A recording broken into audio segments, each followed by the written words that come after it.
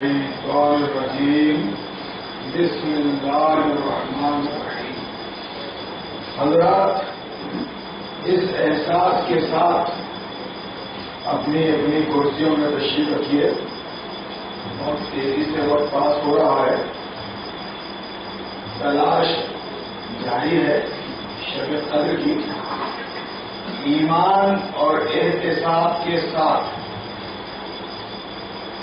میں حتی المقدور ایمان کی وضاحت کر رہا ہوں اور احتساب کی کہ زندگی کا جائزہ لے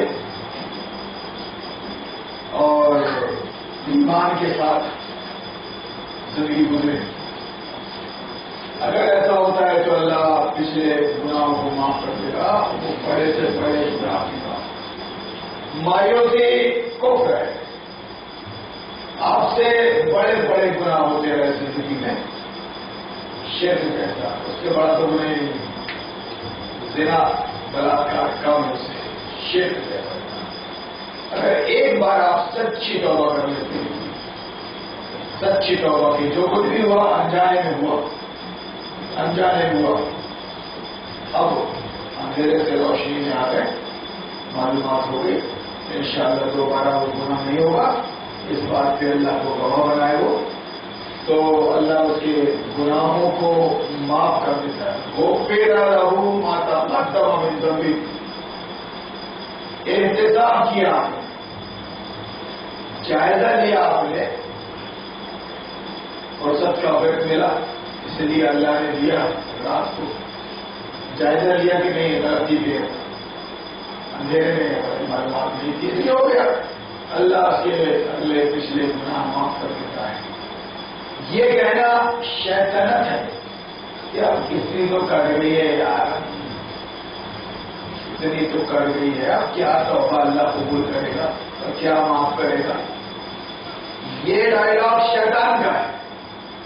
وہ مرتے دم تک آپ کو گناہوں میں، شرک میں، فحاشی میں مبتلا دیکھنا چاہتا ہے، اور بالخصوص شرک کے گناہوں میں، تاکہ آپ جہنم رسید ہو جائیں۔ اور اس طرح کی امیدیں دلاتا ہے کہ کچھ نہیں ہونے کا، بات بگڑ گئی جانے تو چھوڑو نا، دن گزر گئی یار۔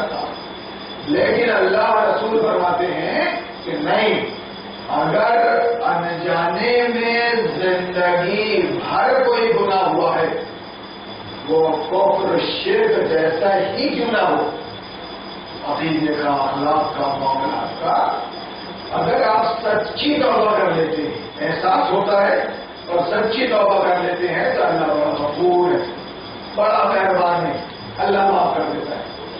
اب بتائیے، ہم تو مائل و کرم ہیں، کچھ ساری ہی نہیں، راہ دکھائیں کیسے، کوئی راہ کی منزل ہی نہیں۔ اللہ تو فرما رہا ہے مجھ سے مانگو تو، میری جناب میں تو آؤ، میں بیٹھا ہوں معاف کرنے کے لیے، بڑھو تو میری طرف ایک قدم، میں تمہاری طرف 10 قدم بڑھنے کے لیے تیار ہوں۔ تو یہ جو باتیں ہوتی ہیں کہ اب کیا ہو گیا، اب تو کٹ گئی، اب جانے دو، نہیں، یہ تو دنیا کٹی ہے تمہاری گناہوں کے ساتھ انجانے میں یا جانے انجانے میں۔ اب ضرورت ہے تیاری کی کہ موت سامنے کھڑی ہے اور قبر پر چھوڑ کے آ جائیں گے یہ عزیز و اقارب، دوست احباب، وہاں لالے پڑ جائیں گے، موت کو بھی موت نہیں آئی۔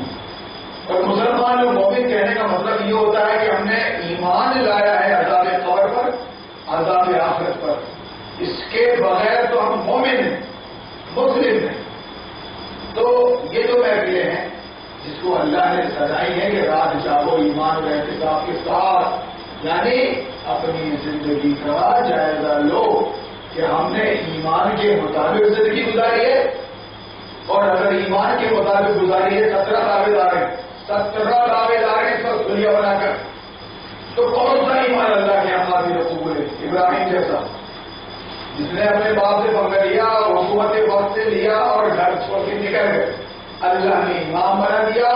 اور آج ہم جو حج اور عمرہ کر رہے ہیں، عید الاضحیٰ میں جو قربانی کر رہے ہیں، وہ سب ابراہیم علیہ السلام کی سنت، پورا حج میری ماں حضرت حاجرہ کی سنت، میرے باپ ابراہیم اسماعیل علیہ السلام کی سنت، ورنہ اگر وہ آ کے عراق سے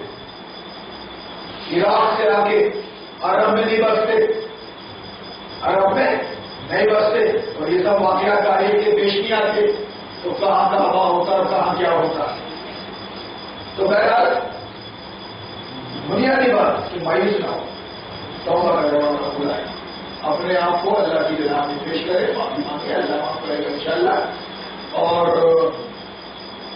یہ کہنا چھوڑ دیں کہ اب تو بڑھ گئی نہیں، گناہ مایوسی کو پھر ایسا نہ کریں.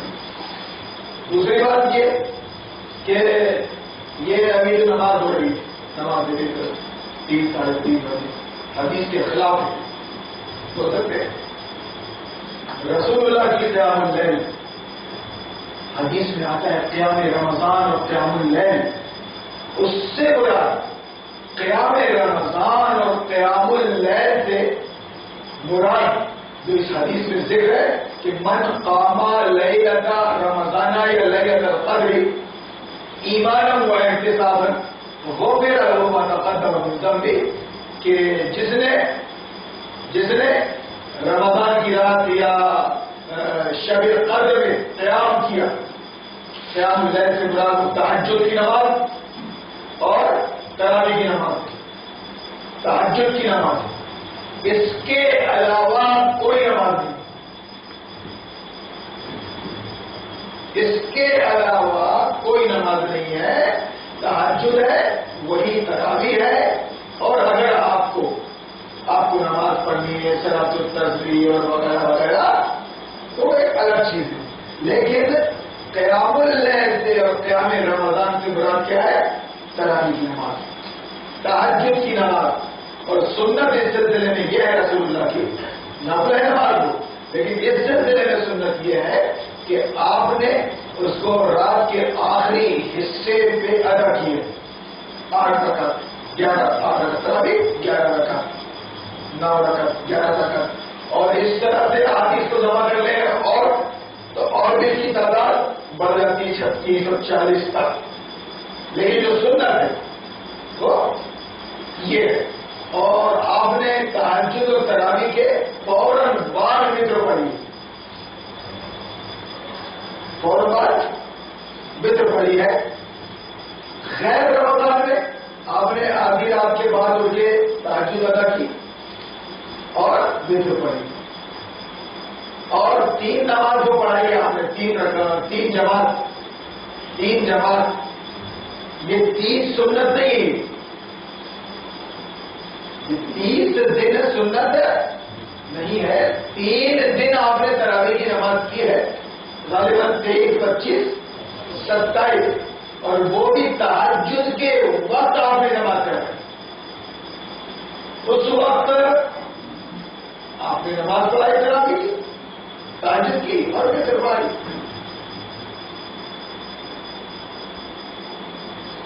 یہ حضرت عمر رضی اللہ تعالی عنہ کا اجتہاد ہے.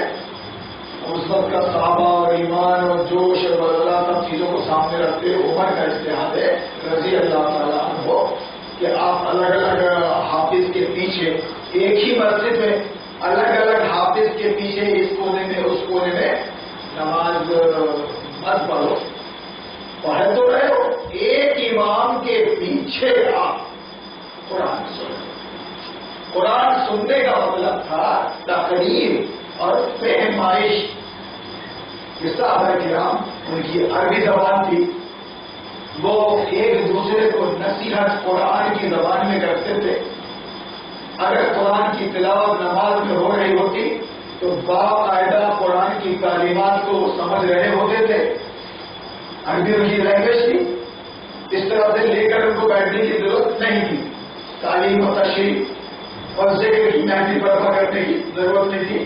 قرآن نمازوں میں پاس کر دیا گیا تھا، نمازوں میں پڑھا جا رہا تھا، صرف اس لیے کہ ریویژن ہوتا رہے اللہ کی اس گائیڈ بک کا، اللہ کے دیے ہوئے سلیبس کا، اللہ کے بنائے ہوئے قانون کا.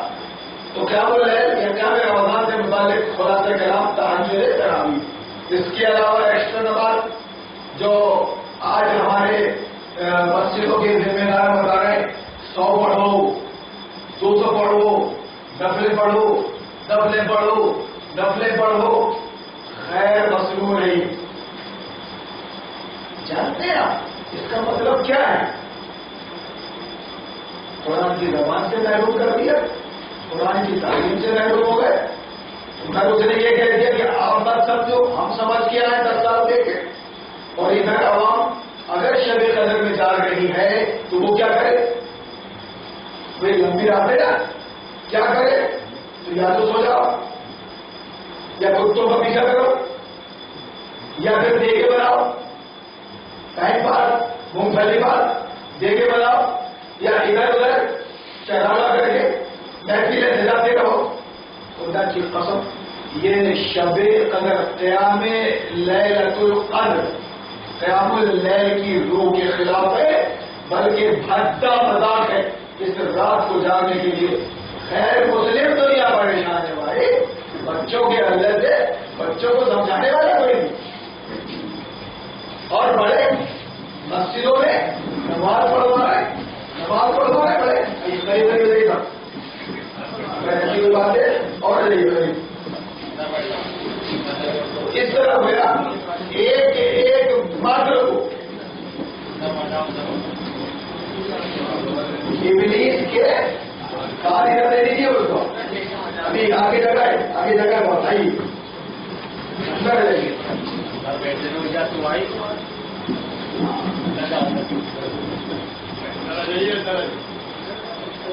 ایک مادر کو سمجھنے کی ضرورت ہے کہ کیا چل رہا ہے. کشمکش میں ہاتھوں باتوں کی کشمکش میں یہ کوئی نیکی نہیں اور یہ کوئی پابندی نہیں. آپ نے تراویح پڑھ لی شب قدر میں، ذکر پڑھ لیجیے آپ سنت کے مطابق.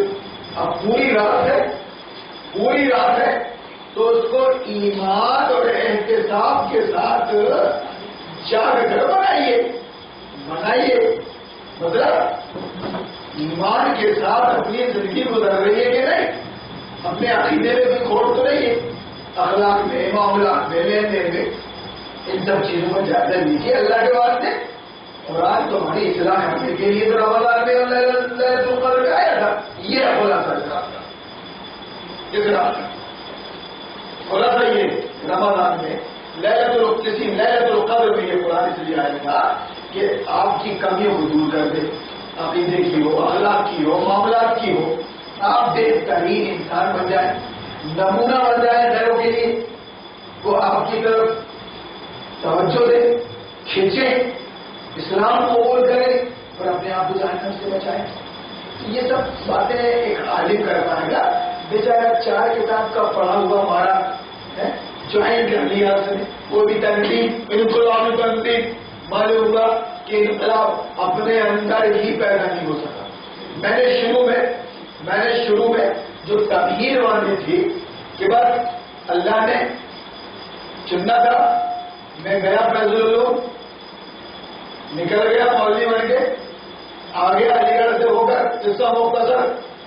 سب سے پہلے میرا استقبال سیونی کے اندر جماعت اسلامی نے کیا. میری پہلی تقریر چوک میں ہوئی رمضان المبارک کی کسی شب قدر میں. فوراً میرے متعلق بیان دے دیا گیا کہ یہ جماعت اسلامی میں چلا گیا.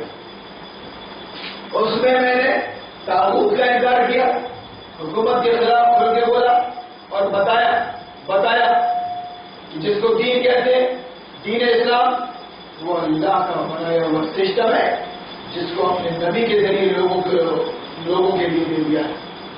اور رسول اللہ کے ایک سال لوگ کام کر کے گئے، پورا عرب پتہ ہوا، قرآن as a Samvidhan as a قانون نافذ ہوا اور دنیا نے دیکھا اسلامی نظام کو اور خلافت کے نظام کو، خلفائے راشدین کو، اور وہ سلسلہ چلتا رہا. دیکھ پہلا اس طرح کی بات کیا، ارے بولے یہ تو جماعت اسلامی میں چلا گیا، یہ تو حکومت کی باتیں کرنے لگا، حکومت کے خلاف بولنے لگا.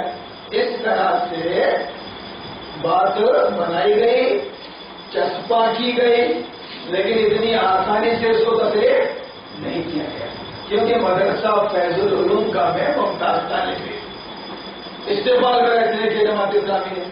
اب جماعت اسلامی اللہ کے دین کو قائم کرے گی اپنی دنیا میں، اسلامک سسٹم اسلامک اسٹیٹ پہ قائم کریں گے. ہماری زندگی کا مقصد ہے اللہ کے دین کو غالب کرنا، حکومت الہیہ کا قیام، دین کو قائم کرنا، ساری باتیں قرآن کے مطابق. اور اسی کام کے لیے مولانا مودودی نے اس جماعت کو قائم کیا تھا. جس وقت قائم کیا تھا 70 دگج علماء، جید علماء اس وقت کے 70 میٹنگ میں حاضر تھے جب جماعت اسلامی کا وجود ہوا. اس کا مقصد کیا ہے؟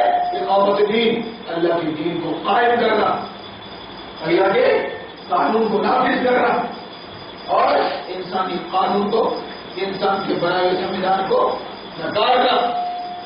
اس کے مقابلے میں اللہ کے دین قانون کو اور اس کی حکومت کو قائم کرنا. اس لیے ہم خلیفہ ہیں، اس لیے ہم اللہ کے نائب ہیں.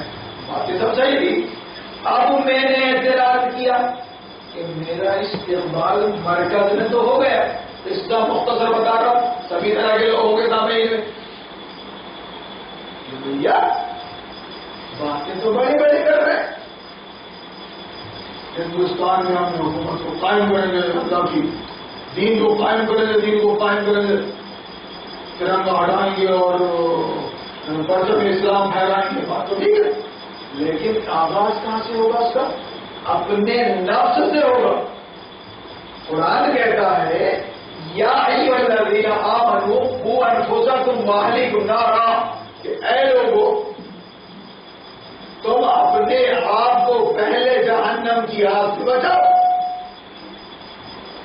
اور اس کے بعد دوسرے نمبر پہ اپنے ماتحتوں کو، اپنی آل اولاد کو بچاؤ دوسرے نمبر پہ. اس کے بعد تیسرا نمبر، جب تم بچ جاؤ گے اور اپنی اہل و عیال کو جہنم کی آگ سے بچا لو گے، یعنی شریعت اور اسلام کو اپنے نفس پر قائم کر لو گے. اللہ کی حکومت، نبی کی شریعت آپ اپنے نفس پر قائم کر کے، آپ کا زور آپ کے بال بچوں پہ چلتا ہے، ان پر قائم کر لیں گے تو بات دھیرے دھیرے آگے بڑھے گی جنگل کی آگ کی طرح. پھر آپ خاندان والوں سے بات کر سکیں گے. خاندان والے بولیں گے کہ عمل کرتا ہے تو بولتا ہے، عمل کرتا ہے تو بولتا ہے. اس کے دھندے کو دیکھ لو، اس کی بیوی کو دیکھ لو، اس کی بیٹی کو دیکھ لو.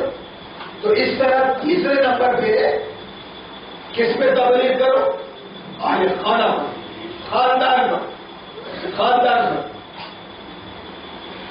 اللہ کے دین کو، اللہ کی حکومت کو پہلے اپنے آپ پر، اللہ کی شریعت کو، اور اس کے بعد دوسرے نمبر پہ اپنی اہل و عیال پر، تیسرے نمبر پر اپنے خاندان کے لوگوں کو سمجھاؤ کہ یہ دین ہے، یہ دین جس پر تم نے ایمان لایا، مسلمان کے گھر میں پیدا ہوئے ہو، تم ایسا کر سکتے ہو، ایسا نہیں کر سکتے. ایسا پریکٹیکل کر کے بتاؤ. سنیں گے تمہاری غیر بھی سنیں گے، نہیں عمل کرتے تو بولتے. تیسرے نمبر پر خاندان کو، چوتھے نمبر پر آپ کا پڑوس ہے، آپ کا شہر. اس طرح بات آگے بڑھے گی. فکری انداز میں یہ دین انٹرنیشنل ہے، عالمی دین ہے، یہ قیامت تک کے لیے. لیکن میں نے ایک تنقید کی، ٹپڑی یہ کی کہ آپ جماعت اسلامی کے لوگوں، آپ کی گاڑیاں فائنینس ہے، آپ کی بیٹیاں اسکول جا رہی ہے، کالج جا رہی ہے، ڈانس میں حصہ لے رہی ہے، کیا کچھ نہیں چل رہا ہے؟ سودی کاروبار، رشوت کا لین دین. کہاں دین قائم ہے تمہارے اندر؟ کیوں دعویٰ کر رہا ہو اسٹیج پہ آ کر کہ اپنے کو دین قائم کر رہا ہے، ہندوستان میں انقلاب ہونا؟ پہلے اپنے آپ میں تو ایمان لاؤ، انقلاب لاؤ، اپنے اندر کوئی انقلاب لاؤ. پہلے خود تو سوچو، کب سوچ رہو کہ زمانہ سدھرے گا؟ کب سوچ رہو کہ زمانہ سدھرے گا؟ تم ہی بگڑے ہوئے. ساری سماجی خرابیاں، سماجی خرابیاں، معاشی خرابیاں، عقیدے کی خرابیاں تمہارے اندر موجود ہے. کس منہ سے تم کانفرنس کر رہے ہو؟ کس منہ سے تم جلسے کر رہے ہو؟ کیوں بول رہے ہو تم کہ ہماری جماعت کا مقصد کیا ہے؟ دین کو قائم کرنا، قرآن نے ترتیب بتائیے، پہلے اپنے آپ پر، پھر اپنی اہل و عیال پر، پھر اپنے عزیز و اقارب پر، اس طرح بات کو آگے بڑھاؤ. تو انہوں نے بھی نکار دیا. ارے یہ ملا تو یار اپنی چلا رہا ہے، یہ سمجھوتا کرنے پہ تو تیار ہی نہیں ہے. ہم سوچ رہے تھے کہ سب کے پاس ایک ایک ملا ہے، ہر جماعت کے پاس. ہم کو بھی ایک ملا مل گیا، سفید میں کالا کرنے والا. ہم جو کچھ کریں گے وہ تعمیریں کر کے اس کو جائز قرار دے گا. ہم کو مل گیا، لیکن یہ ملا تو سوال نہیں رہا ہے. یہ تو تنقید کر رہا ہے، تم اسکول اور کالج میں اپنی بیٹیوں کو پڑھا نہیں سکتے. اسکول اور کالج میں تعلیم جمہوریت کی دی جا رہی ہے اور تاغوت کی پرستش سکھائی جا رہی ہے. تم عورتوں کو اپنے گھروں میں رکھو، دعوے داروں گھروں میں رکھو، اور وہیں ان کو قرآن اور سنت کی تعلیم دو. ایک اچھی بیٹی ایک اچھی ماں بنے گی، ایک اچھی بیوی بنے گی. یہ کرو. کیسے ممکن کا رہا؟ تم سودی کاروبار نہیں کر سکتے، تمہاری گاڑیاں پانے سے. تم گاڑیاں رشوتیں دے کے نہیں چلا سکتے، رشوتیں دے کر نفع نقصان کی کوئی بات نہیں. کیا ہوگا، کیسے ہوگا، یہ تو زیادہ بتا رہے ہیں، ایسا تھوڑی ہوتا ہے. ہمارے ملا نے کہہ دیا ہے، مجبوری ہے، حالت اضطرار ہے. تو ملا کی جو میں تصویر کھینچ رہا ہوں 20 سالوں سے، اور ابھی 3 شبے قدرے آپ بات کروا سکتے. آپ نبی کے امتی اور مسلمان ہونے کے ناطے کچھ بھی ایسا نہیں کر سکتے جس سے قرآن کی خلاف ورزی ہو، شریعت کی خلاف ورزی ہو. میں یہ بات کر رہا ہوں یا آپ کے سامنے، اور اپنے آپ کو پیش کر رہا ہوں آپ کے سامنے، کہ اگر آپ محسوس کرتے یا آپ کے یہ نام نہاد پیشہ ور مولوی میرے دشمن محسوس کرتے ہر کے خلاف ہر کے کمزوری ہے، تو بالکل خدا کی قسم بیان کرے میں اپنی اصلاح کروں گا، انسان ہوں، اور آپ کا شکریہ ادا کروں گا. تو انہوں نے بھی کہہ دیا، ادھر اہل حدیث نے کہہ دیا، جماعت اسلامی میں چلا گیا. جماعت اسلامی نے بھی کہہ دیا کہ یہ تو گمراہ ہو گیا، تنقید کر رہا آپ پہ. ارے ارے ایسا تھوڑی ہوتا ہے. تو کیسا ہوتا ہے؟ جب رسول اللہ غار ہرا سے آئے کوہ صفا میں، اور کوہ صفا سے مکہ کی گلیوں میں آپ نے اسلام کا پیغام دیا، تو بے عمل ہو کے تھوڑی نہ دیا. کفار کی جمعیت سے ڈر کے پیغام کو چھوٹا تو نہیں لیا. اسی طرح کمروں میں جہاں جیسی گنجائش تھی، خانہ کعبہ میں تو 350 تابوت رکھے ہوئے تھے. ایک دار ارقم تھا، حضرت ارقم رضی اللہ تعالیٰ عنہ کا گھر. وہاں بیٹھ کے ان کے ظلم و ستم سے بچتے بچاتے کمزور لوگ اس گھر میں جمع ہوتے اور رسول اللہ کی باتیں سنتے. وہی الہی اس طرح کا آگے بڑھتا رہا. نہ رسول اللہ نے کوئی حالت اضطرار کا بہانہ کیا کہ مجبوری ہے، میں اکیلا پڑ گیا ہوں، اور یہ پورا کفار اور مشرکین یہ میرے سیانے بھی ہیں اور سردار بھی ہیں، میں اکیلا پڑ گیا ہوں، کیا کروں. اور دوسری طرف سمجھوتا کرنے کے لیے بول رہے ہیں، ایک کام کرتا ہوں بھیا سمجھوتے کر لیتا ہوں. اور چپ چاپ بیٹھ گئے تھے کہ تم معبودوں کی عبادت کرتے رہو اور میں اللہ کے لیے نماز پڑھتا رہوں گا. یہ تاریخ ہے.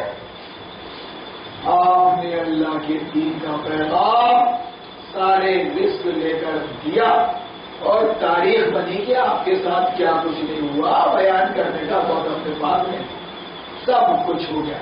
جب دیکھا کہ یہ نبی مان نہیں رہا ہے تو کہا اس کو قتل کر دو. اللہ نے ہجرت کا حکم دیا، کہا تو آپ نکلے.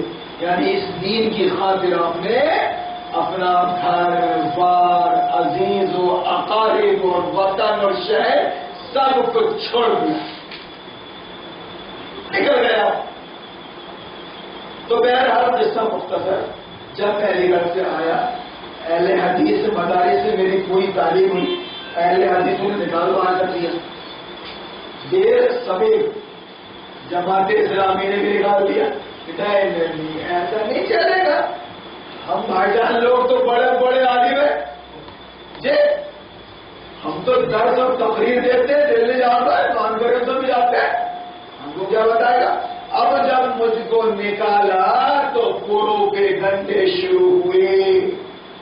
سوال پیدا ہوا تم نے ایک عالم کو کیوں نظر انداز کر دیا, کیوں نکال دیا جماعت اسلامی سے, کیوں ایسا ویسا. یہاں تک کہ میں نے فارم بھرا بابری مسجد کانڈ کے بعد. وہ فارم ایک ذمہ دار جو بھی باحیات جبل پور میں انہوں نے بھرا اپنے قلم سے. سیونی کے ایک ذمہ دار اپنے دکان سے بیٹھ کر اس فارم کو اپنے ہاتھ میں رکھ کر لے گئے, مگر منظور نہیں ہوا. براہیمی نظر پیدا, براہیمی نظر پیدا بڑی مشکل سے ہوتی ہے.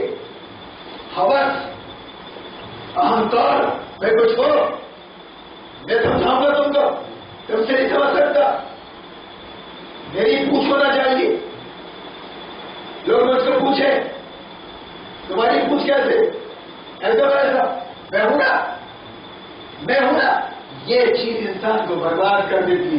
یہ اہنکار پیدا ہو گیا کہ اگر ہارون ہماری رکن بن گیا تو مرکز میں اور شہر کے اندر وہ مولانا ہے, امیر وہ ہوگا. قصہ مختصر بتا رہا ہوں اپنی ہسٹری کا میں آپ کو. امیر وہ ہوگا اور ہم مامور بننے کے لیے اور مقتدی بننے کے لیے تیار نہیں ہیں. ہم مر جائیں گے لیکن کسی کی امامت میں نماز نہیں پڑھیں گے اور کسی کی بات نہیں سنیں گے. ایسے ایسے ابو جہل, ابو ابئی سیونی میں موجود ہے, کھا گئے, چڑھ گئے اسلامی فکر کا.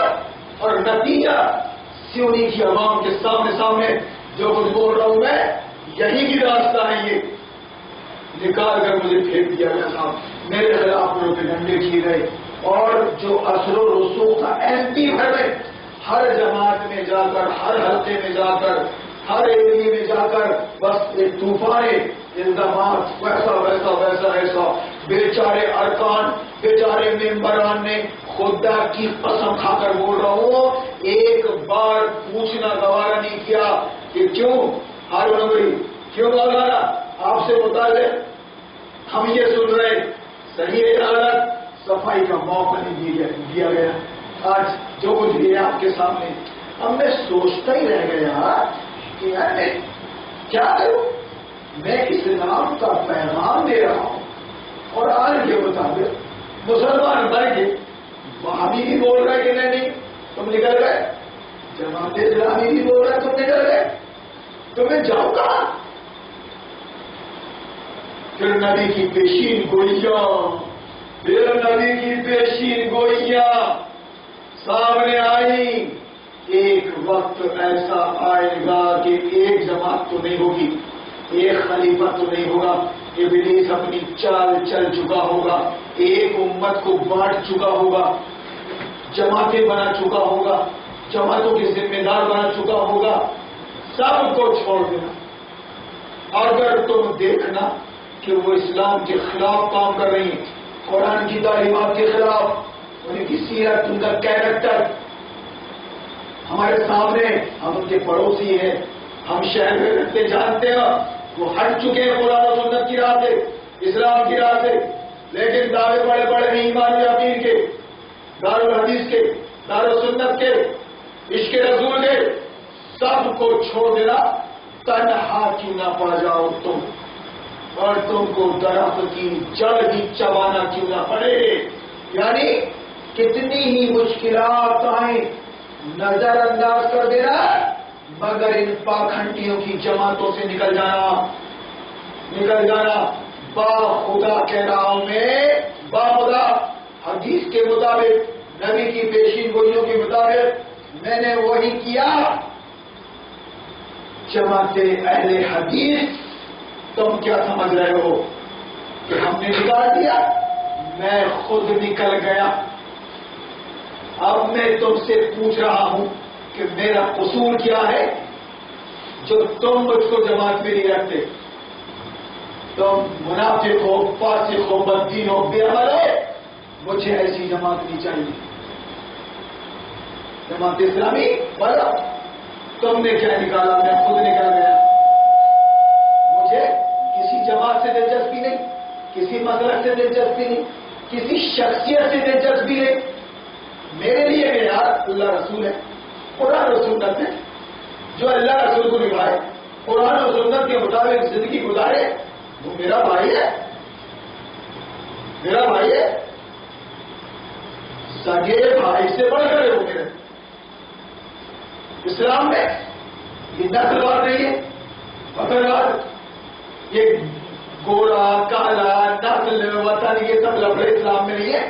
اسلام ایک معیار ہے کہ جو اللہ رسول کو نبھائے گا، قرآن و سنت کے مطابق زندگی گزارے گا، وہ اللہ کے نزدیک پرہیزگار کہلائے گا. موتی اور فرما بردار پرہیزگار متقی کہلائے گا. شرط ہے کہ قرآن و سنت کے مطابق اس کی زندگی گزر رہی ہو. اس کو میں سب طرف سے حملے ہوئے، سب طرف سے اکیلا، بالکل پیشین گوئیوں کے مطابق فاعتزل فرقہ کلھا کہ سارے فرقوں کو، ساری گٹبندیوں کو، جماعتوں کو چھوڑ دینا. وَتَلْزِمُ جَمَاعَةَ الْمُسْلِمِينَ، وَتَلْزِمُ جَمَاعَةَ الْمُسْلِمِينَ. اور اگر اس وقت مسلمانوں کی جماعت، نبی کے امتیوں کی کوئی جماعت، یعنی ایسے امتی جو قرآن و سنت کو فالو کر رہے ہوں اپنی پریکٹیکل لائف میں، ان کے ساتھ جڑ جانا. اور اگر کوئی ایسی جماعت نہ ہو، اکیلے رہنا، اکیلے رہنا. اپنے آپ میں تم ایک آل راؤنڈر ہوگے، جماعت ہوگے، لیکن ان جماعتوں سے، گلبندیوں سے، فرقوں سے نکل جانا. کیونکہ کوئی نہیں صحیح، میں بتا آپ کے ساتھ نام لے رہے 20 سال سے بول رہا ہوں، جماعتیں آ جاتے، کوئی عمل نہیں ہوتا قرآن سنت پر. عالم، عوام، سب برابر، اہل سنت، جماعت تبلیغ، جماعت اسلامی، جماعت اہل حدیث، جتنی جماعتیں، جتنے فرقے ہندوستان میں موجود ہیں، ہندوستان کی بات کر رہا ہوں، اور اس پر قیاس کر لینا بڑے ڈالے ہوئے قرآن کرم سے، حدیث سے، شریعت سے، سب من مانی دین پر عمل کر رہے ہیں. قرآنی دین کو انہوں نے نکال کر پھینک دیا ہے نبی کی حدیث کے مطابق کہ ایک وقت آئے گا کہ دین اٹھ جائے گا، ایک وقت آئے گا کہ علم اٹھ جائے گا. یعنی علماء حق اٹھ چکے ہوں گے، اور علماء سو یعنی بدترین علماء جنہوں نے قرآن کو اور اللہ کے دین کو پیٹ پالنے کا ذریعہ بنا لیا ہوگا، پڑھ رہے ہوں گے، پیسے لے رہے ہوں گے، پڑھا رہے ہوں گے، پیسے لے رہے ہوں گے، ان کی جماعتیں، ان کے فرقے ہوں گے، یہ سب آپس میں بڑے ہوں گے. لیکن بات جب دنیا اور سیاست کی آئے گی تو یہ سب مل جائیں گے. پیشین گوئیاں. میں نے سارے فرقوں کو چھوڑ کر تنہائی کی راہ لی، جماعت مسلمین جو یاد کی نہیں. اس کے بعد اللہ نے موقع فراہم کیا، درس دینے لگا، لے کر بیٹھنے لگا، بھائیوں کو سمجھانے لگا. میں بابری مسجد کانڈ کے بعد نواب بھائی کے مکان میں قاضی وارڈ میں بیٹھا. قاضی وارڈ یعنی ہنفیوں میں بیٹھا، ہنفیوں مسجد کے سامنے والے روڈ میں. بولے یہ وہابی بنا گیا ہے. بولے دن سنے، ارے بولے یہ تو اہل حدیث ہے، وہابی بنا گیا ہے. نوجوانوں نے سنا. اس کے بعد وہاں کے نوجوانوں نے مجھ کو بٹھایا حنفیہ مسجد میں، حنفیہ مسجد میں بٹھایا، بات کر کے جمیل حسن سے، ذمہ دار سے، ہم سن رہے ہیں، سمجھ رہے ہیں، جو باتیں تم نے نہیں بتائی تمہارے باپ دادا نے وہ یہ بتا رہا ہے. یہ وہابیت اور بریلویت اور تبلیغیت اسلام میں نہیں ہے. اسلام تو اللہ کا دین ہے، اور وہ تم سے اطاعت اور فرما برداری کا مطالبہ کرتا ہے. اجازت ملی میں بیٹھا، 3 سال پروگرام چلا تھا، 3 سال پروگرام چلا. اس طرح سے گویا لوگ سمجھتے گئے، جوڑتے گئے، بات آگے بڑھتی گئی. وقت کا ابلیس جن کو اپنے سیانے پر کا بڑا دعویٰ تھا، جو کہتے تھے ہم کالج لائف سے آئے ہیں، پھر وہ دیکھ لیں کہ تو مدرسے کا طالب علم ہے، ابو ہم کالج لائف سے آئے. اور انہوں نے پیچھا کیا ابلیس بن کر، عبداللہ ابن ابی بن کر. چیلنج کو قبول کیا میں نے کہ میرے ساتھ اللہ ہے اور میں اللہ کے دین اسلام کا کام کر رہا ہوں، کوئی میرا بال نیکا نہیں کر سکتا۔ ایک دن وہ ابلیس حنفیہ مسجد میں آیا، اب فوراً ریورس ہو گیا، میرا سامنے کوئی آگ ہو، آگ ایسا آیا اور پیچھے گیا۔ میں نے کہا بھائیوں سے یہ اپنا کام کر کے رہے گا۔ حنفیہ مسجد سے اس نے سازشیں کر کے اٹھایا، وہاں کا درس بند کروایا۔ لوگوں نے بہرو گنج میں بٹھایا، خطبہ ہونے لگا۔ اس کے بعد 3 سال خطبہ ہوا۔ 2-4 مہینے کے بعد ہی بہرو گنج کی مسجد کی توسیع کی بات ہونے لگی، جگہ کم پڑ گئی۔ کہا بھائی اس مسجد کو توڑ کے اپنا بڑی مسجد بنائیں گے۔ اسی ابلیس نے برداشت نہیں کیا۔ ایک دن وہ بھی آیا، پھر کہا میں نے جب پھر یہ گل کھلائے گا، پھر راؤنڈ لیا۔ انجمن خادم الاسلام ٹرسٹ کے لوگ، انہوں نے کہا 1-2 بار انہوں نے اس کے حملے کا مقابلہ کیا کہ ہم کو مولانا جیسا آدمی فری میں نہیں ملے گا۔ ٹھیک چل رہا بھیا، ہم کچھ نہیں سنتے تمہاری، لیکن حملے تو حملے ہوتے ہیں۔ جب کوئی کھودنے بیٹھ جائے، بڑے بڑے درخت گر جاتے، مٹی ہے نا جال سے بس کوئی ہمارے کی ضرورت نہیں، گر جاتے۔ اللہ کی وسیع کی صدور الناس من الجنۃ والناس، وہاں سے اٹھایا، باقاعدہ آمنا سامنا کرنا پڑا لوگوں کو۔ لیکن اللہ کا فضل ہے کہ نبی کا کام تھا، یہ نبی کا کام نبی کے طریقے سے کرتے رہے۔ ایک جماعت بنی، جماعت المسلمین، ہر اکیلا نہیں تھا۔ اب باقاعدہ اسلام اور قرآن کو سن کے، قرآن کی بات کے جادو سے متاثر ہوئے بغیر نوجوان نہیں رہ سکے۔ بہترین انہوں نے اس بات کو سمجھا، جڑے، لا اینڈ آرڈر پیدا ہوا، اور یہی کہا گیا ان کو کہ اپنی اصلاح کی طرف توجہ دو۔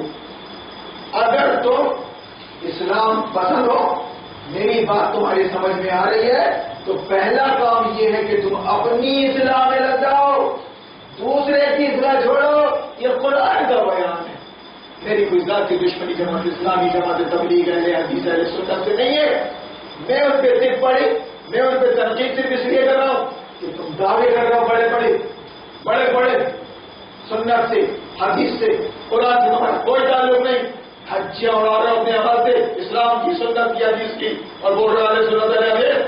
میرا ذاتی جھگڑا، ذاتی دشمنی کسی سے نہیں ہے، اصولی اختلاف، اصولی۔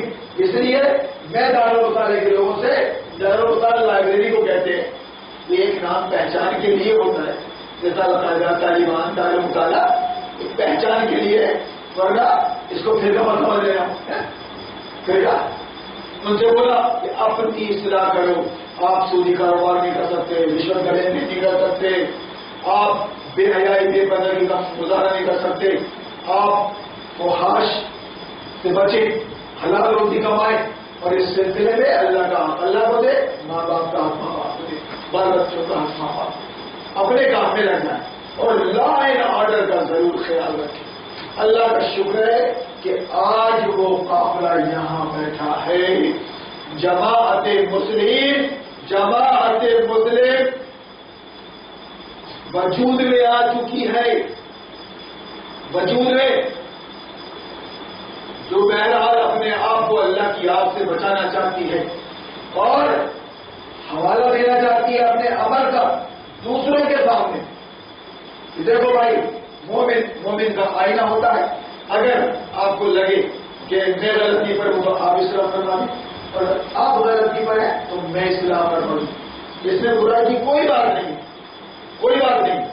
اس جماعت کے اندر گٹ بندی کا کوئی سوال ہی پیدا نہیں ہوتا، گٹ بندی کا، اس جماعت کے لوگوں میں اہنکار کا، کبر و گھمنڈ کا کوئی سوال ہی پیدا نہیں ہوتا۔ سب اللہ رسول کو مانتے ہیں، اس کے فرامین کو نبھانے کی کوشش کرتے، انسان ہونے کے ناطے یا کم علم ہونے کے ناطے اگر بھول چوک ہو رہی ہے یا غلطی ہو رہی ہے تو مومن کا بھائی ہے، ایک دوسرے کی اصلاح کر دیں، ایک دوسرے کو سمجھا دیں، برا نہ مانے، پھر بھی نہ سمجھے تو معاملہ امیر کے پاس رہ جائے، امیر کے پاس آ جائے، کوئی دقت نہیں، شیطان مایوس۔ آپ گویا اگر بکھر رہے ہیں، سینٹر بورڈ ٹوٹ گیا ہے، پٹے بکھر رہے ہیں، تو فوراً دکان سے سینٹر بورڈ لے لیں، پھر کر لیں۔ ایسا کرتا رہتا ہے گاڑی چلانے والا، ایسا تو نہیں ہے کہ ایک بار تو کبھی ٹوٹنا نہیں چاہیے، ٹوٹتا رہے گا، بدلتے رہے گی، لیکن سینٹر بورڈ کے بجائے قواری اپنا کام نہیں کرے گی۔ میں مثال کی زبان بات کر رہا ہوں، آپ ایک رہیے اللہ رسول آخرت کے واسطے۔ آپ کا مرکز کیا ہے؟ آپ کا مرکز، آپ کا امیر، کوئی بھی شکایت ہو، کوئی بھی کمی ہو یا کسی سے کوئی شکایت ہو تو آپس میں دور کرو، اور اگر نہیں ہے تو پھر بات کرو۔ اس سلسلے میں اس تمیز کو سامنے رکھ کر کہ جب آپ اللہ رسول کی تعلیمات پہ عمل کریں گے، قرآن اور سنت کی تعلیمات کو نبھائیں گے، یعنی سودی کاروبار نہیں کریں گے، آپ چھوڑ دیں گے، رشوت کا لین دین نہیں کریں گے، آپ چھوڑ دیں گے، نظام باطل کا انکار کریں گے، اس کے پالیسی پروگرام کے چکر میں آئیں گے نہیں، اور آپ بالکل نیوٹرل ہو کر شریعت محمدی پر عمل کرنے کی کوشش کریں گے، تو آپ کو کہا جائے گا کہ یہ بہہ گیا ہے، یہ گمراہ ہو گیا ہے، یہ الگ ہو گیا ہے۔ پریشر میں بتانا معیار ہمارے لیے قرآن ہے۔ میں آپ کو یہ سورہ الحجرات کا رکوع سنا دیتا ہوں،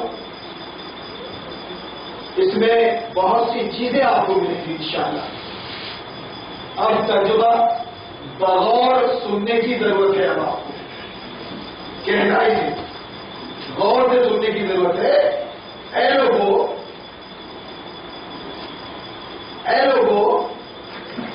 شروع ہو رہی ہے، یا ایھا الذین آمنوا، اے لوگو جو ایمان لائے ہو، اللہ اور اس کے رسول کے آگے پیش قدمی نہ کرو،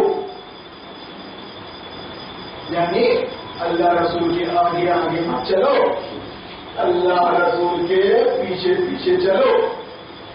پیچھے چلنے کا مطلب اللہ رسول کی اطاعت کرو، جتنا اس نے کہا ہے اتنا ہی عمل کرو، اس میں آگے اور پیچھے نہ گھٹاؤ نہ بڑھاؤ۔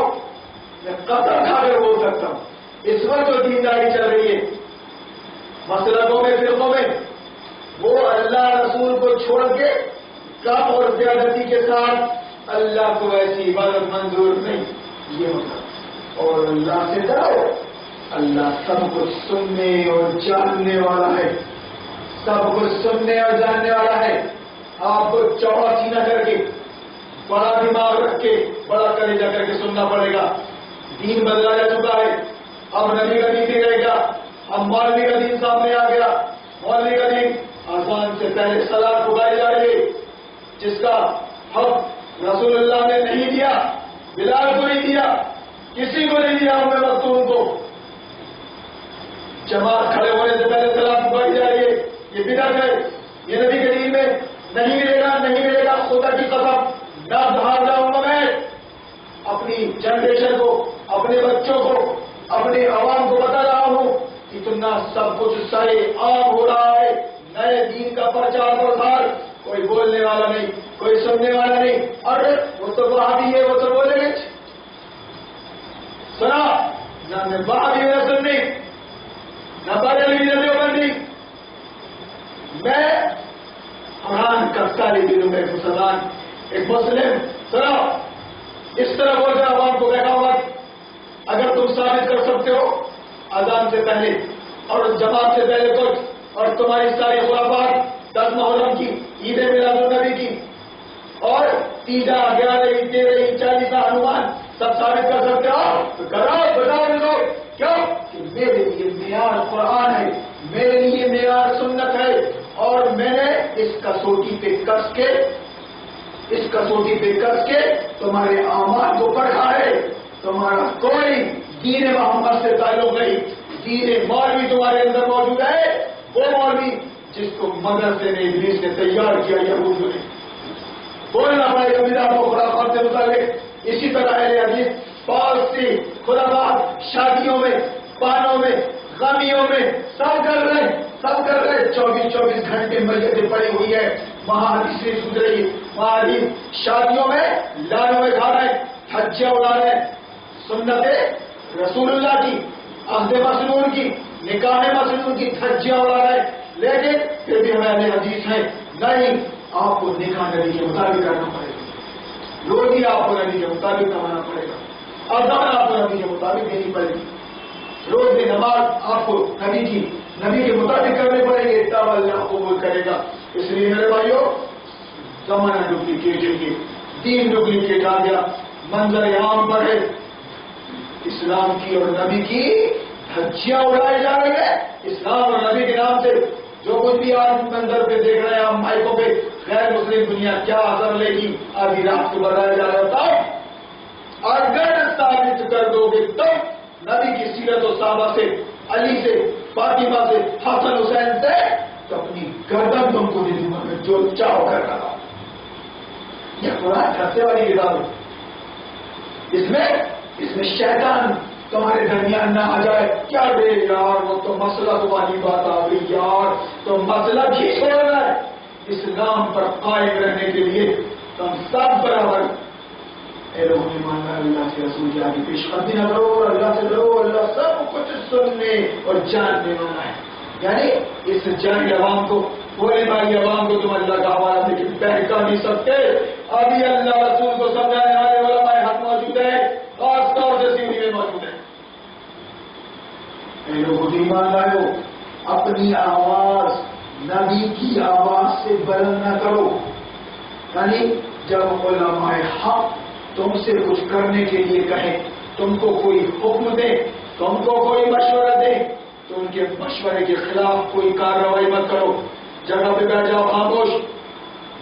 اس کو اہنکار کا مسئلہ مت بناؤ. میری نہیں چلی، دیکھ لوں گا، ایسا کچھ بیٹھ جاؤ. اٹھاؤ. ایک بات جب تمہارے اپنے امیر کی طرف سے آ گئی مشورے کے بعد، تو اس کو اپنا آخری حق سمجھو، اس پر پابندی سے رہو. دیکھو اللہ تعالیٰ کیسی عزت دیتا ہے. ایمان لاؤ، اپنی آواز میری آواز سے بند نہ کرو، نبی کے ساتھ اونچی آواز سے بات کیا کرو. ایسا نہ ہو. اور جس طرح تم آپس میں ایک دوسرے سے کرتے ہو، کہیں ایسا نہ ہو کہ تمہارا کیا کرایا سب غلط ہو جائے. غلط ہو جائے. میں ادھر نبی کا فرمان سنا رہا ہوں تم کو، اور تم ادھر اپنے اپنے مولانا کے فرمان سنا رہے ہو. یہ تو ہے نبی کی آواز کے اوپر بات کرنا. میں نبی کے حوالے سے بات کر رہا ہوں اور آپ مولانا کے حوالے سے بات کر رہے ہیں. یہ تو ہے نبی کی آواز سے، اونچی آواز سے بات کرنا. میں قرآن و سنت کے حوالے دے رہا ہوں اور آپ اپنے مولانا کی لکھی ہوئی کتابوں کے حوالے دے رہے ہیں. یہی تو ہے. کہیں ایسا نہ ہو کہ تمہارا کیا کرایا سب غلط ہو جائے اور تمہیں خبر بھی نہ ہو. اور جو لوگ رسول خدا کے حضور بات کرتے ہوئے اپنی آواز پست رکھتے ہیں کہ عمل چل رہا تھا، لیکن جو بھی نبی کی بات آ گئی سامنے، نبی کی حدیث آ گئی، انہوں نے پچھلا عمل چھوڑ دیا اور نبی کی حدیث کو قبول کر لیا. وہ در حقیقت وہی لوگ ہیں جن کے دلوں کو اللہ نے تقوی کے لیے جانچ دیا ہے. ان کے لیے مغفرت ہے اور اجر عظیم ہے. نبی جو لوگ تمہیں حجروں کے باہر سے پکارتے ہیں، تبھی میں قرآن ہے آپ جلد 5ویں جلد اور صفحہ 70 سے اس صورت کو آپ دیکھ لینا. رمضان باقی ہے، گہرائی سے اس کا ترجمہ پڑھا آپ کو بہت کچھ معلوم ہوگا انشاءاللہ. رکھ رکھاؤ تراش خراش کرتا ہے سورہ حجرات مومنوں کی. اے نبی جو لوگ تمہیں حجروں کے بعد سے پکارتے ہیں، مگر سے اکثر بھی آتا ہے، اگر وہ تمہارے پر عمل ہونے پر صبر کرتے تو انہیں کے لیے بہتر تھا. اللہ پر گزر کرنے والا اور رحیم ہے. یعنی اپنے مولانا، اپنے امام کے ساتھ آپ کو کیسا رہنا ہے اس بات کا خیال رکھیں. روڈ پہ کھڑے ہو گئے، مولانا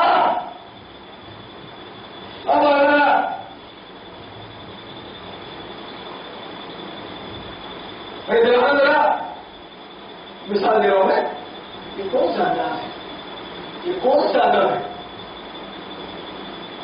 ذرا انداز کا خیال رکھ لو، ذرا ٹائمنگ کا خیال رکھ لو. مولانا کے انسان ہے، ان کو بھی آرام کی ضرورت پڑتی ہے، بیمار آدمی ہے، اگر ان کو بلانا ہے تو تھوڑا سا ادب احترام کے ساتھ گھر آ جاؤ. ضروری بات ہے، گھنٹی لگی ناپ کر دو. اگر وہ آ جائیں اور بیٹھنا پسند کرے تو بیٹھ جاؤ، اور اگر معذرت کر لے تو چلے جاؤ. برا مت مانو، کر دے ہمیں میں گیا تھا یار، ہمیں میں گیا تھا یار، میرے گیا. ارے بھائی کیا معلوم کس کنڈیشن میں. جو بھی قرآن میں آداب سکھائے گئے گھروں میں جانے آنے کے، کسی کے گھر میں جاؤ تو سلام کرو، اجازت لو. فجر کے بعد مت جاؤ، ظہر کے بعد مت جاؤ، عشاء کے بعد مت جاؤ، ان کی اپنی مصروفیات کا وقت ہے. اس کے علاوہ جو اوقات ہیں اس میں میرے جو یہ سورہ حجرات، تو یہ ساری باتیں نکل کے آتی ہیں. اے نبی، جو لوگ تمہیں حجروں کے بعد سے پکارتے ہیں ان میں سے اکثر بے عمل ہے، اگر وہ تمہارے برعمل ہونے تک، نکلنے تک صبر کرتے تو انہی کے لیے بہتر تھا. اللہ درگزر کرنے والا اور رحیم. اے لوگوں یہ ایمان لائے ہو، اگر کوئی فاتح دو بولو، سماج میں سب طرح کے لوگ ہوتے، سوئی کو سبل بنانے والے بھی رہتے اور سبل کو سوئی بنانے والے بھی رہتے. بات کچھ رہتی ہے، بنا کچھ دیتے. آپ بھی جانتے ہو ان کے بارے میں اور وہ بھی آپ کے بارے میں جانتے ہیں. سمجھ کے رکھو کس نے خبر لائی ہے، کہاں سے لائی ہے، کیسے لائی ہے. ایک دم خبر سن کے لپک مت جاؤ، اس کی تحقیق کر لیا کرو. تحقیق کر لیا کرو، تحقیق کر لیا کرو. یہ سب کمیاں تھی قرآن کا نالج نہیں. جو بڑے بڑے کانٹ ہو گئے، برکھاٹ، بوری، سائی، سیونی، فیض گنج، کوئی کچھ بول رہا ہے لپک جا. کسی نے آواز نہیں، لپک گئے. کوئی تحقیق نہیں، کچھ نہیں. قرآن کا بیان ہے، آپ جب تک خبر کی تحقیق نہ کر لیں، ایکشن نہ لیں، ہو سکتا ہے وہ خبر کسی دوغلے اور مکار اور کسی پیشہ ور نے مخبر دے دی ہو. اے نبی، اے لوگوں ایمان لائے ہو، اگر کوئی فاسق تمہارے پاس کوئی خبر لے کر آئے تو تحقیق کر لیا کرو. کہیں ایسا نہ ہو کہ تم کسی گروہ کو نادانستہ نقصان پہنچا بیٹھو. ادھر چھوٹی مسجد چوک میں آواز دیے، ادھر تھانہ پہنچ گئے، تھانے سے نکل کے بدھواری ہوتے ہوئے، شکرواری ہوتے ہوئے، کالی چوک ہوتے ہوئے، نئے عمر کے 10 12 15 سال کے لوگوں نے اپنا کام کر دیا. معاملہ تھا ہی نہیں سیونی کا معاملہ تھا ہی نہیں، اور اچھا خاصا کانڈ بنا دیا. کون ہے تمہارے سمجھانے والے؟ کون ہے تمہارے امام؟ کون نے، کس نے آواز دی، کس نے لے کے گیا؟ تحقیق کیوں نہیں کیا؟ کیا ایسے ہی لوگ ہیں؟ جبکہ آج کی میری میری آبادی میں بہت سوال کر رہے ہیں تم کو، وہ بھی ہمارے بھائی ہیں. ہم ان سے کر کر، وہ ہم سے کر کر نہیں رہ سکتے. حالات ایسے ہیں. اس لیے آپ کو پوری طرح قرآن کی تعلیمات کو سمجھنا پڑے گا. سورہ حجرات میں نے اس لیے لیا ہے. اے لوگوں کی ایمان لائے ہو، اگر کوئی فاسق تمہارے پاس کوئی خبر لے کر آئے تو تحقیق کر لیا کرو. کہیں ایسا نہ ہو کہ تم کسی گروہ کو نادانستہ نقصان پہنچا بیٹھو اور پھر اپنے کیے پر پشیمان ہو. یہ تو کر لیا، کسی نے کروا دیا، اب اپنی ایسی کروا رہے ہیں کوٹ کچہری کی چکر.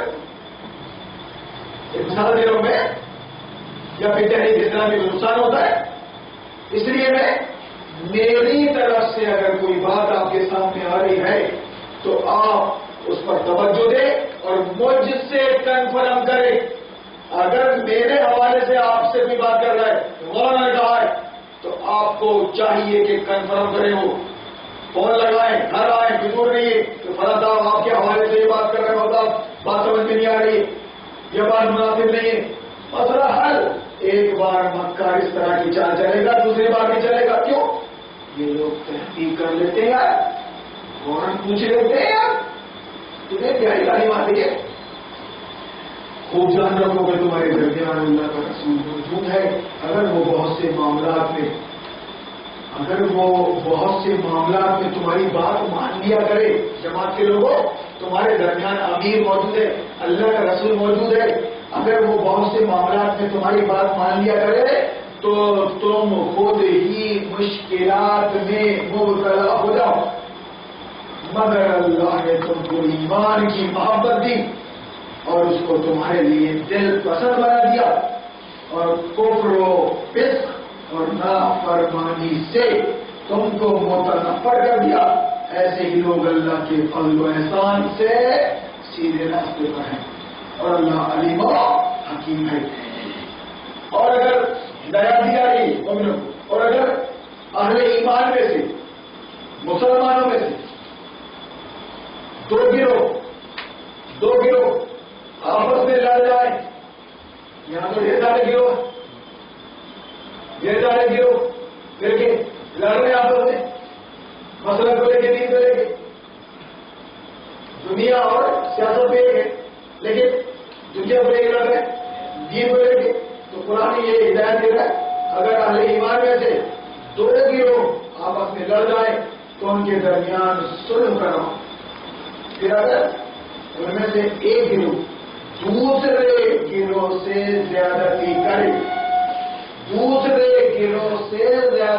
کرے یعنی قرآن و سنت کی پیمائش کو تسلیم نہ کرے، جو گروہ نہیں مانتے وہ تو الگ مطلب کے، تو قرآن کہتا ہے کہ زیادتی کرنے والے سے لڑو۔ اس آیت کی بنیاد پر میں آپ سے کہہ رہا ہوں کہ ہمارا آمنا سامنا کرواؤ مولویوں کا، آپ لوگوں جوانوں، اگر وہ سامنا کرنے کے لیے تیار نہ ہو تو سمجھ لو کہ وہ غلط ہے، ان کا بائیکاٹ کرو اور اللہ والوں سے جڑو۔ یہ رول ادا کرنا پڑے گا پبلک کو اور عوام کو، اس کے بغیر صاف سپولے جلتے رہیں گے اور سپولے صاف بن کر اس سلسلے کو آگے بڑھاتے رہیں گے۔ یہ تمہاری قوم کے لوگوں جوانوں تمہاری خاموشی ہے جس کی وجہ سے یہ فساد بڑھتا جا رہا ہے، تم کو سیریس دینا پڑے گا۔ ہر مسجد، ہر مکتب فکر، ہر مسلک کے نوجوان تم اللہ واسطے جمع ہو، قرآن و سنت کے حوالے سے بات ہو رہی ہے، تم کو مجبور کرنا پڑے گا اپنے مولویوں کو ایک جگہ جمع ہونے پر ہمارے سامنے بیٹھو، آڈیو ویڈیو چل رہا ہے، کیا سکو تم بچ نہیں سکتے، اور اب بدھو نہیں بنا سکتے، مسئلہ کر نہیں، پھر خالہ نہیں، ایک ہی سب کچھ، ایک ہی اسلام میں قرآن میں صرف ایک جماعت ہے اور ایک فرقہ ہے، تو ہم پٹے ہوئے کیوں ہو؟ اس طرح اگر ہمیں ایمان میں سے دو گروہ آپس میں لڑ جائیں تو ان کے درمیان صلح کراؤ، پھر اگر ان میں سے ایک گروہ دوسرے گروہ سے زیادتی کرے تو زیادتی کرنے والوں سے لڑو، یہاں تک کہ وہ اللہ کے حکم کی طرف پلٹ آئے، پھر اگر وہ پلٹ آئے تو ان کے درمیان عدل کے ساتھ، انصاف کے ساتھ صلح کراؤ۔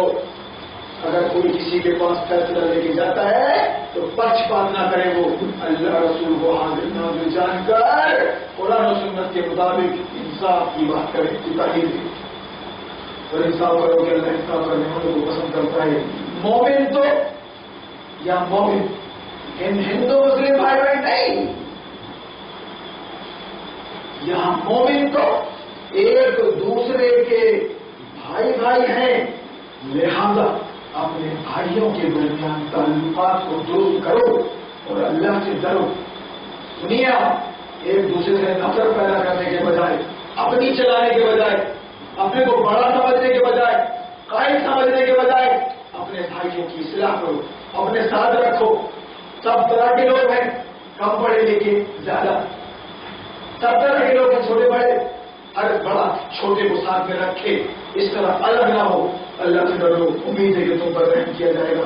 اے لوگوں جو ایمان لائے ہو، نہ مرد دوسرے مردوں کا مذاق اڑائیں، ہو سکتا ہے کہ وہ ان سے بہتر ہوں، اور نہ عورتیں دوسری عورتوں کا مذاق اڑائیں، ہو سکتا ہے کہ وہ ان سے بہتر ہوں۔ آپس میں ایک دوسرے پر تان اور تشریح نہ کرو، غلط ناموں سے مت پکارو، اگر وہ برا مانتا ہے تو، اور ایک دوسرے کو برے القاب سے یاد نہ کرو. ایمان لانے کے بعد فسق میں نام پیدا کرنا، یعنی اپنے آپ کو مسلمان کہنے کے بعد نفاق پیدا کرنا، نافرمانی کرنا بری بات ہے. جو لوگ اس روش سے باز نہ ہیں وہی ظالم ہیں، وہی ظالم ہیں. اے لوگوں، اللہ سے دعا کرتے ہیں کہ اللہ تعالیٰ یہ قرآن ہے اس طرح سمجھ کر پڑھنے کی توفیق بخشے. آج ہمارے سامنے 3 شب قدر اور باقی ہیں. کوشش کریں گے کہ جس کام کے لیے نبی آئے اور جو کام نبی کر کے گئے اس کام کی وضاحت اللہ تعالیٰ ہماری زبان سے کروا دے اور آپ کے سینوں میں بٹھا دے. ابھی 3 موقع ہمارے پاس ہیں. بہترین ہم ڈسکس بھی کر سکتے ہیں یہاں پر. یہاں ہر ایک کو آنے کی آزادی ہے، ہر ایک کو بولنے کی آزادی ہے، ہر ایک کو سمجھنے کی آزادی ہے. یہ کسی خاص مکتب ابتدائی کا پروگرام نہیں ہے. یہ اللہ والوں کا ہے جو قرآن و سنت کو معیار سمجھ کر معیار بنا کر جیتے ہیں اور مرتے ہیں. اللہ تعالیٰ ہماری شب قدر کو قبول فرما لے، ہماری غلطیوں کو ہم سے مٹا دے، اور اگر جو خوبی ہے اچھائی ہے تو اس کو ہمارے دماغ میں بٹھا دے. بارک اللہ لنا وعلکم فی القرآن العظیم ونفعنا وإياكم بالآیات والذکر الحکیم انہ تعالی جواد کریم ورب حلیم.